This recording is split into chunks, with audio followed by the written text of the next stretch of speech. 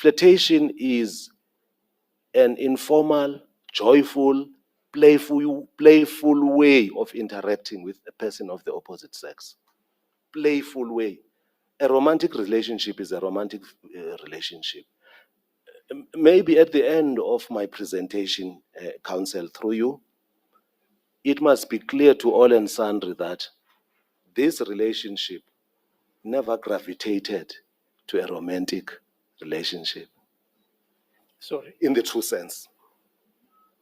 Say that again. This relationship was a flirtatious relationship with all the levels of flirtation. Some at a low ebb, somewhere, somehow it's deep. It borders on being romantic. But at the end of the day, as I indicated to you, counsel, the intention was to have a romantic relationship with the complainant. So we're talking flirtation now. Chairperson, we are at page 1168, 2051, where I say, "Hayi man undiqhathile." In other words, you've robbed me. She responds,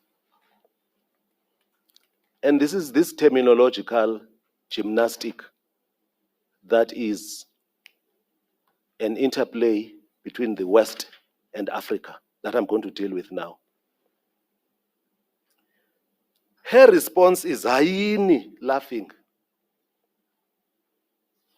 Chairperson, the little Sotho or Tswana that I know is something where I could score Could you 5. just give the time? Sorry. 2051, when I say ndiqhathiwe, laughingly she says hayini. And I'm going to deal with that. Thank you, Chairperson.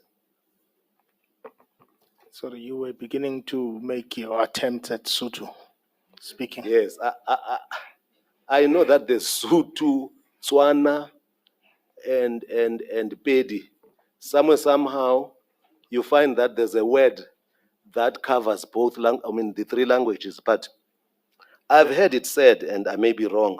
You see, where she says hayini laughingly, it is still within the context of flirtation. It is not a rebuff. Let me develop my theme. In Sotho, it would be something like hebana. Is there such a thing, Chairperson? I've heard it. Ask the interpreter. Hebana. I am 100% Xhosa speaking, but I found myself saying batung. Batung. It is an exclamation. That's what I'm trying to say. The hayini does not necessarily say no, but it's an expression of an exclamation. All right. JP, let's speak to Xhosa. As to hebana, I'm not certain. Yeah, batung. But I've heard batung. I've heard batung, by the way. I've heard hebana. Let me stick to Xhosa. When somebody says... But sorry, the interpreter, you mentioned hebana. What did you say?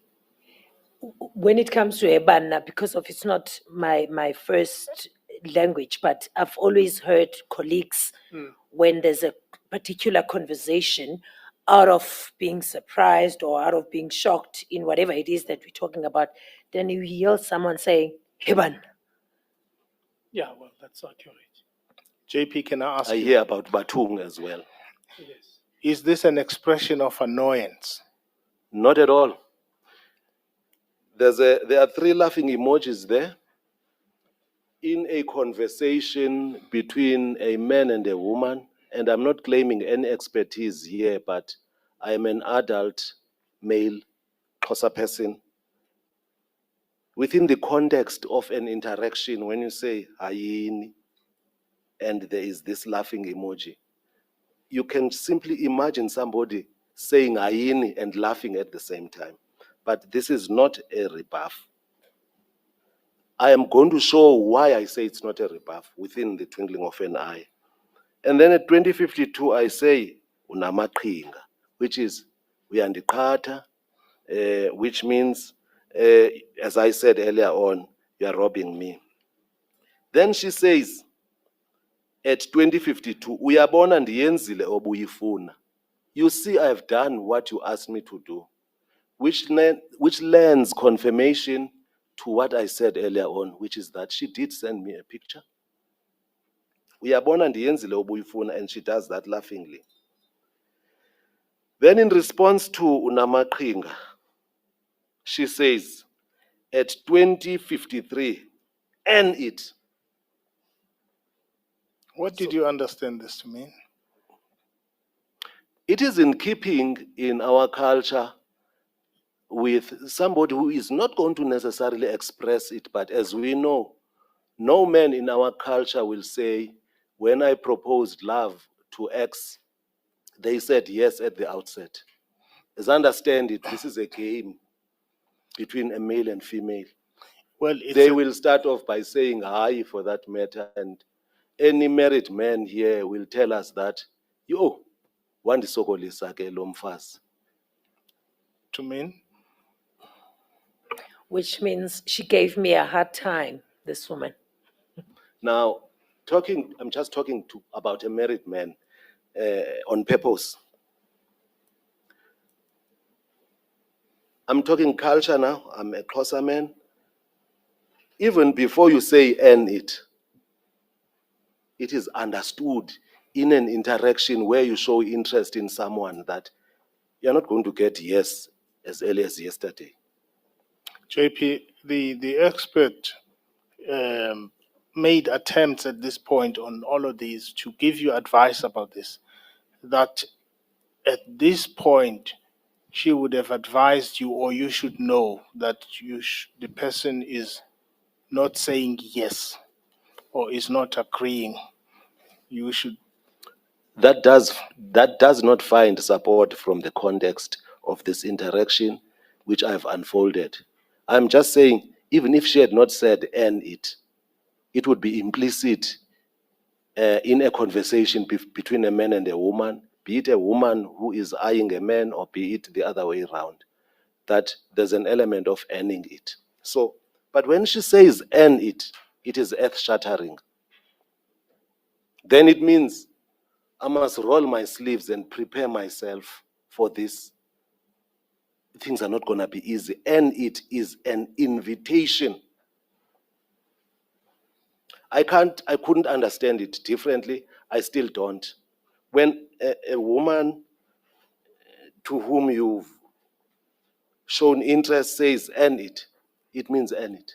Isebenzele. Well, I all I thought was that was saying the to you word is, that was used, Miss Interpreter. Isebenzele, end it. It's end it. but the expert was saying, forget that cultural prism or understanding of yours. By now, you should not have proceeded. I don't necessarily appreciate the perspective of one from the Western culture imposing their thinking on us as Africans. In any event, if you are talking about the expert, Miss Lisa Vetten, Yes, I am. admittedly, she's never even been to the Eastern Cape. She never interacted with the complainant and I. She was just developing a thesis. I'm just talking from the perspective of being the person who interacted within the context of my culture. Thank you. I defer to what she says. She may write books, such as many have done, but I'm wary of notions and concepts from the West that are imposed on us as Africans.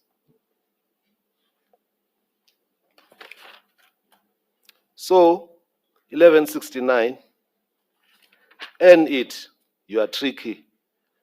That statement, in my view, is inconsequential. She laughs, but when I say you are tricky, she says, it's part of the task that I have given you. 2054, page 1169.